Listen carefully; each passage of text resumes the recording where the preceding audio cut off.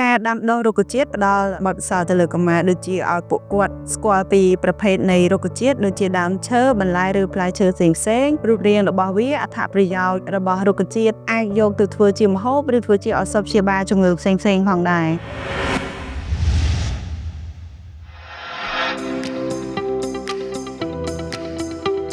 ការបង្រៀនបំណិនជីវិតផ្សារភ្ជាប់ទៅនឹងការវិវត្តដូចជាឲ្យពួកគាត់ចេះសាមគ្គីមានទំនាក់ទំនងជាក្រុមបង្កើតភាពស៊ាំជាមួយមេរៀនបង្កើតនៅរូបភាពដកជាប់ក្នុងចិត្តមានទំនាក់ទំនងជាមួយនឹងមជ្ឈដ្ឋានខាងក្រៅបណ្ដុះឲ្យកុមារស្រឡាញ់និងថែរក្សាបរិស្ថានយល់ដឹងពីសារៈប្រយោជន៍បរិស្ថានស្អាតនាំមកនូវសុខភាពល្អបង្កើតនៅទម្លាប់ផ្សារភ្ជាប់នឹងជីវភាពប្រចាំថ្ងៃបណ្ដុះគំនិតនិងលើកទឹកចិត្តឲ្យកុមារចូលរួមស្រឡាញ់ថែរក្សាបរិស្ថានស្អាត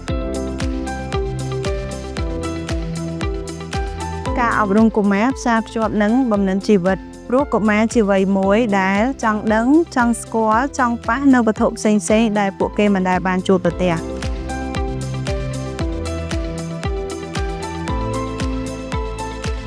បំណិនជីវិតអាចឲ្យពួកគាត់យកមេរៀនដែលពួកគាត់ធ្លាប់បានរៀនមកអនុវត្តនៅក្នុងជីវភាពប្រចាំថ្ងៃ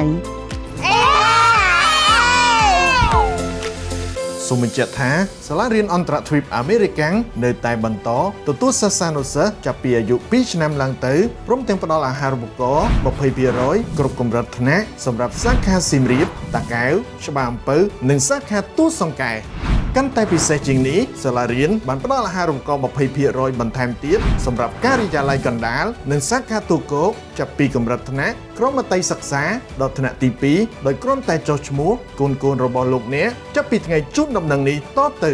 រស់រានឡើងឈុំមាសទី2និងចាប់ផ្ដើមចូលសិក្សានៅថ្ងៃទី17ខែមីនាឆ្នាំ2025ខាងមុខនេះចាប់ផ្ដើមថ្ងៃថ្មីរបស់កូនជាទីស្រឡាញ់លោកអ្នកលើវិថីសិក្សាឈានមុខនៅសាលារៀនអន្តរទ្វីបអាមេរិកាំងសាលារៀនអន្តរទ្វីបអាមេរិកាំង AIS គុណភាពវិន័យនិងសេវាកម្ម